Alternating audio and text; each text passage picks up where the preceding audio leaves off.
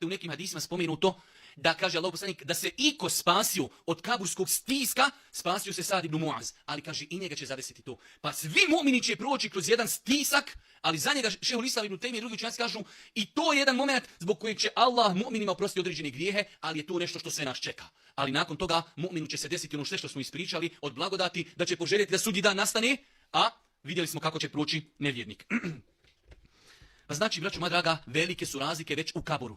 Mu'min, odjeven dženecko odijelo, dženecka prostirka, proširio mu se kabur, vidi, čak ima u rivajetima da je to psihičko kažnjavanje nevjernika i psihička nagrada vjernicima, da će im Allah reći, ono je bilo tvoje džehennemsko mjesto u mu'minu, ali evo ovo tvoje mjesto čekate u džennetu, a obrnuto će reći nevjerniku. Da si bio vjernik, eno bi bio, uživo bi, ali te čeka džehennemska patnja, pa on još u kaburu i psihički se kažnjava, valja poslije ići u džehennem. Pa je znači vjerniku proširen kabur koliko oči vidi, a nevjerniku je stjesnjen. I vidjeli smo znači sve te razlike.